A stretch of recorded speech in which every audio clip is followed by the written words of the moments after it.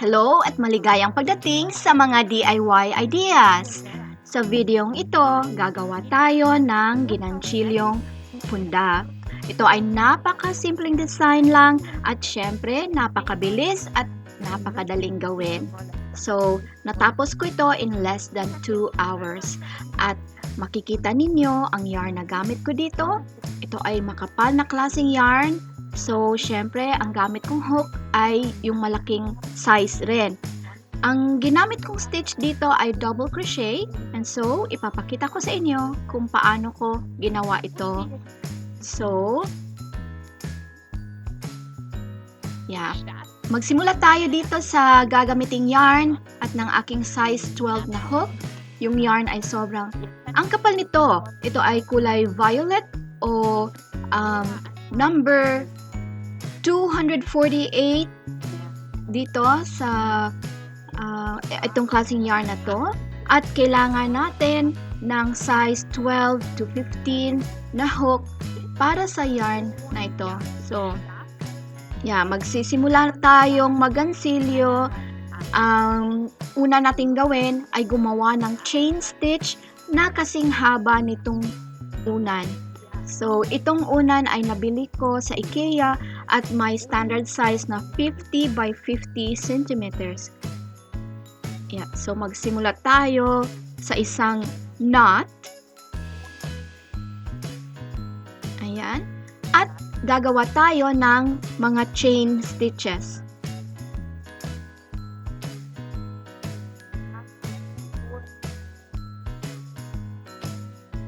Okay, so ito yung half na size or length at ito na ngayon ang tamang length ng ating chain.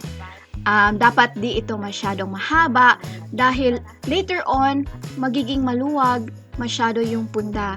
And then mag-add tayo ng tatlong chain stitches dito. So, ito, isa, dalawa, tatlo. Okay, tapos gagawa tayo ng double crochet pabalik sa pang-apat na butas o space. So, ito yung double crochet natin. At i-continue lang ang paggawa ng double crochet pabalik hanggang sa makarating sa kabilang dulo.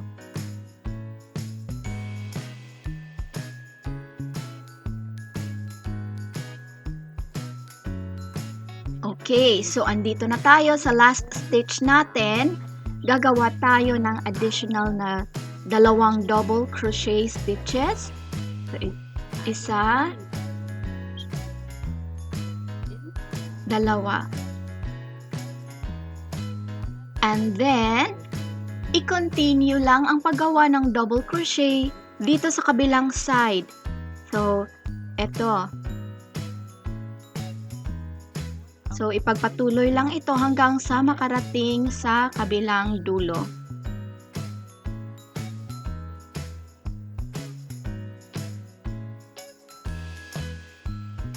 So, andito ulit tayo dito sa dulo na to sa start nitong row. At dahil may additional tayong dalawang double crochet dun sa kabilang dulo, gagawa rin tayo dito ng dalawang double crochet. Ito, isa at dalawa. And then, pagkatapos ay i-connect natin yung unang stitch dito sa last na ginawa natin. Ayan, dito tayo magko-connect. So, ipasok lang yung hook natin dito at kumuha ng yarn at ipasok completely.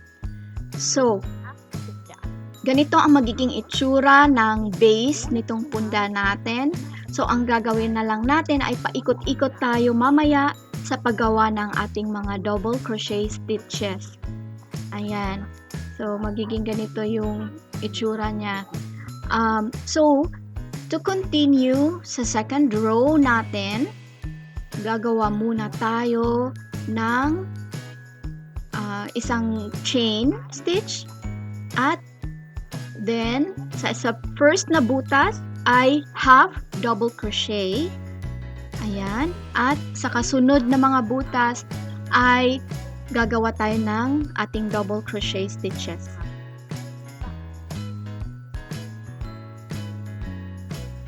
So, eto at natapos ko na ang second row at makikita ninyo na unti-unti nang na-form yung punda natin. So, ayan, i-connect natin yung last stitch dito sa unang stitch na ginawa natin kanina. So, yan ang half double crochet. So, i-connect lang dyan. Tapos, gumawa ng isang chain stitch. Ayan. At ang kasunod ay isang half double crochet. And then, sa kasunod na mga spaces ay yung ating usual na double crochet stitches.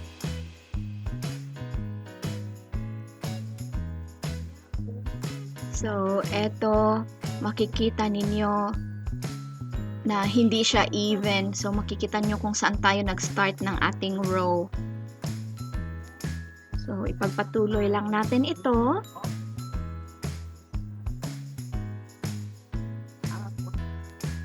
Hanggang sa makarating tayo sa dulo. So, eto ngayon, natapos ko ang 4 na rows at gusto kong i-test ito sa unan kung tama yung size ng punda na nagawa ko.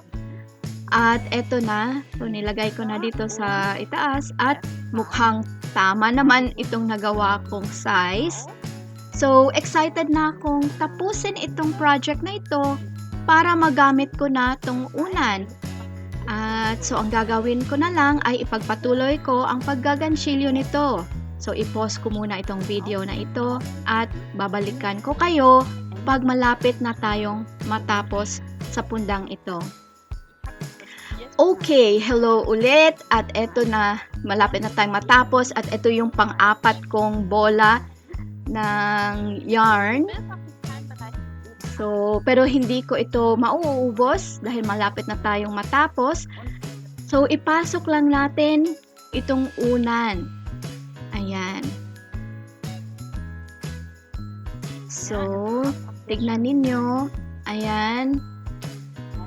Kasyang-kasya yung unan natin sa ating punda. Ayan, ipasok lang itong mabuti. At eto, makikita ninyo yung ating stitches. Nag-i-stretch ito. So, magandang fit yung punda natin sa ating unan. So, tatapusin na lang natin ito. So, eto yung form niya, isang square. At dito sa last na row na ito ay gumagawa ako ng single crochet stitches. So, ayusin lang natin yung una ng konti. Tapos, ito yung ginagawa ko ngayon. Actually, ito ay mga chain stitches sa row na ito. Ayan.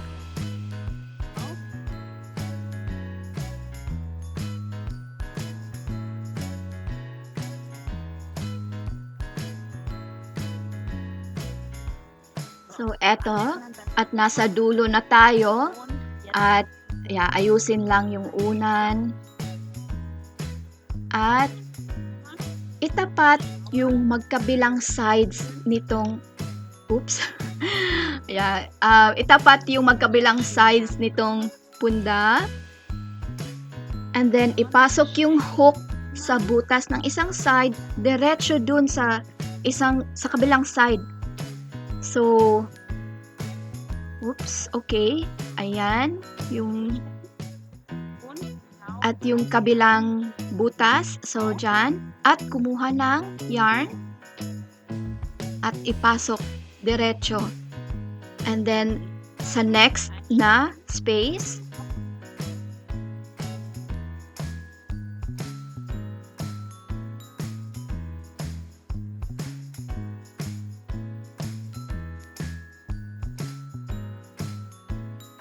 at eto na, natapos na natin ang ating punda. So, eto na yung last. So, ayan.